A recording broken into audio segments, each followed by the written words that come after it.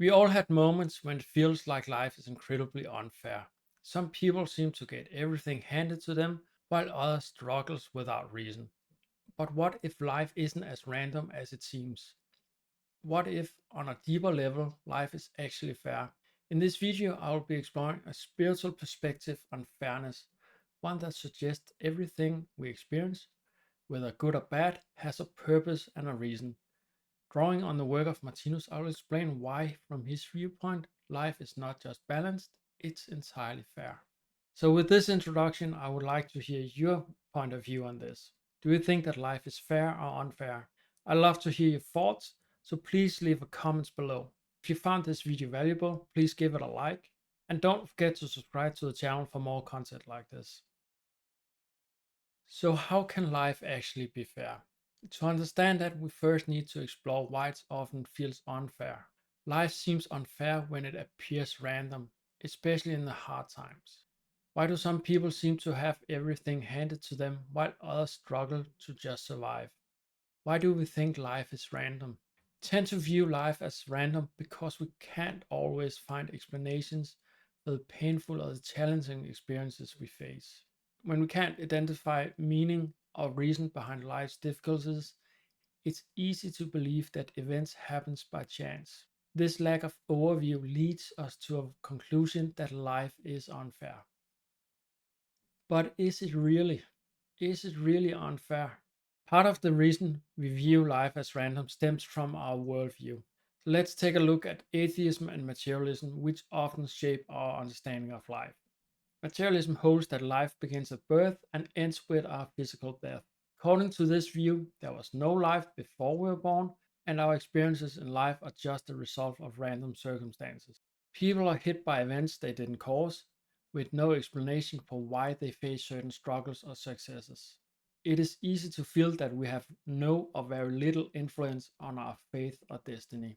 In a one life perspective, the difference between our lives seems arbitrary. But randomness is not really an explanation. It doesn't offer meaning, and it certainly doesn't feel fair. With this outlook, life seems to hit us out of nowhere, and there's nothing we can do about it. This lack of meaning can be unsettling. How can life be fair if it happens by random? For many who believe life starts at birth and ends at death, it might seem like randomness is the only explanation. Yet it's difficult to accept this idea when so much of our daily life is clearly not random. We act with purpose, we have goals, and we see that other living beings, that being humans, animals, and even plants, seems to have intentions and plans behind their actions.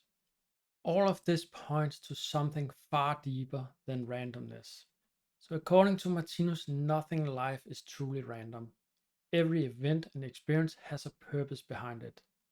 Martinus points out that many traditional religious views struggle to offer a logical explanation for life's complexities. While religion provides comfort for some, it often falls short when it comes to answering the questions posed by modern critical thinkers. I've linked a couple of videos in the description. Those videos discuss the challenges religion faces in making sense of life today.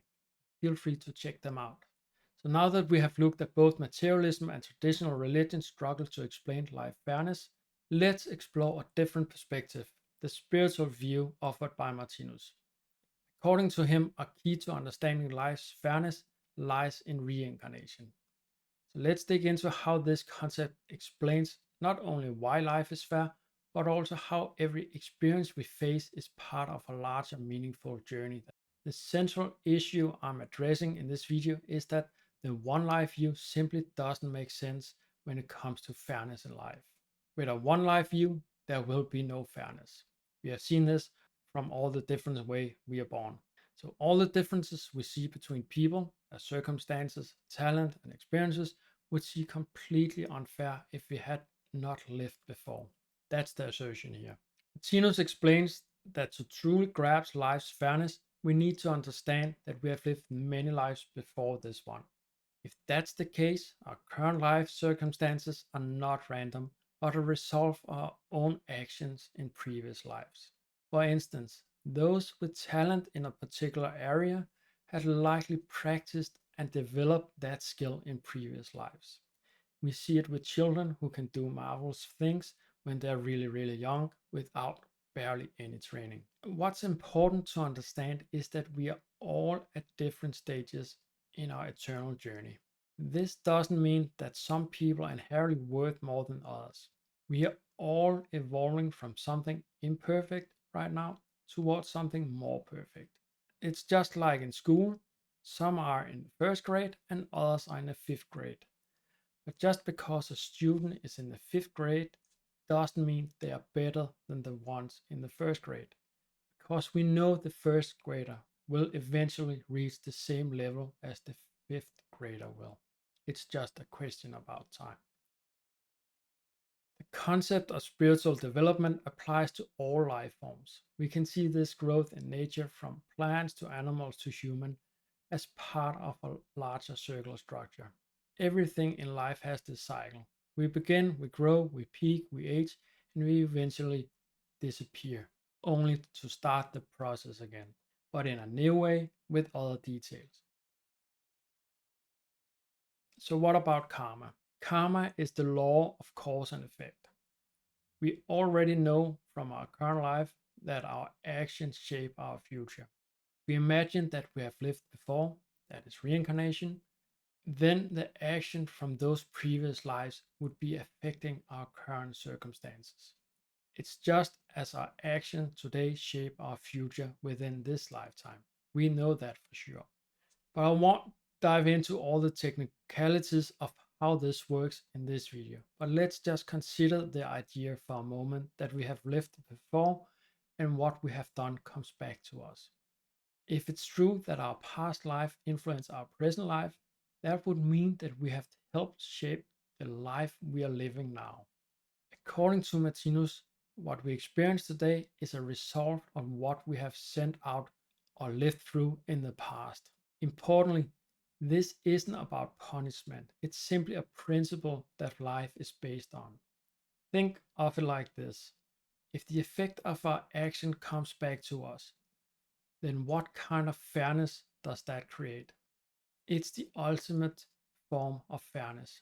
We only experience what we have done to others or to the world around us. In other words, we reap what we sow.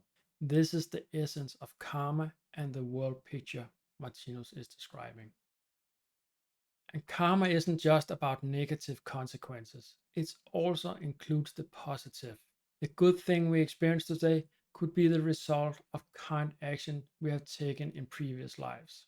So, from this perspective, everything we encounter in life ultimately comes from ourselves, making it fundamentally fair. This also explains why people have different life situations or varying talents. It is not unfair that someone might be more talented. It simply means they have already put in the work in past lives. And if we want to develop those same talents, we can do the same over time.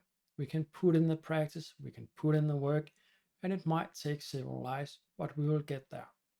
So, next, I will explore how understanding karma can help us better manage our destiny. Humanity has mastered material science to a very large extent. We know how to build cars, bridges, skyscrapers, and so forth. We understand chemistry and the physical laws that govern the materialistic world, allowing us to create and avoid physical disasters, at least when we use them in a good way.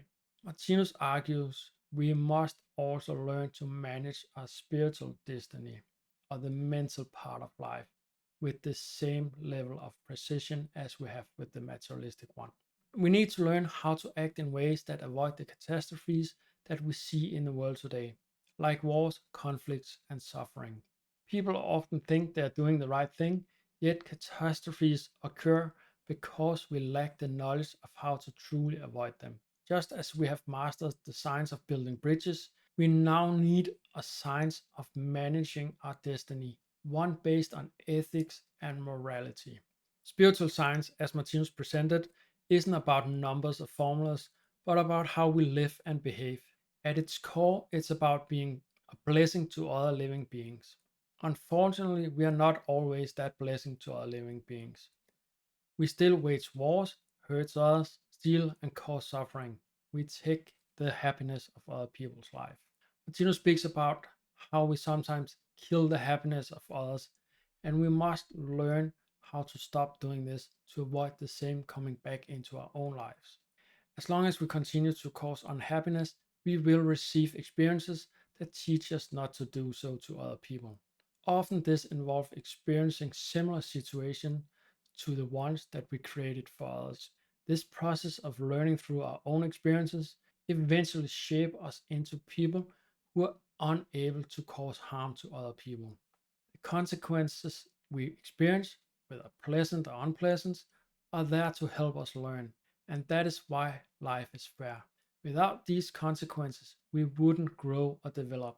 While it might seem harsh to endure difficult experiences, they are necessary for our evolution. They ultimately become a blessing, though they may be painful at the time we experience them.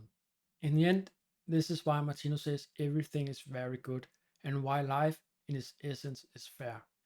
We get what we send out and we get it to learn to become better human beings. It's also crucial to realize that peace and harmony can only be achieved by creating peace and harmony, not through more conflicts. Just as you cannot put out fire with fire, wars will never lead to lasting peace. You cannot stop a war with war. We must build a world based on love and understanding. We have heard that in religion, songs, and so forth, and Martinus actually explains why that is actually the case. Thank you for joining me on this exploration of how life can be there through the lens of Martinus' work. If you found this video enlightening and want to delve deeper into Martinus' eternal world picture, please subscribe to the channel for more insights on. And I'd love to hear your thoughts, so leave a comment or question below about your views on fairness in life. If you found value in this discussion, please give the video a like.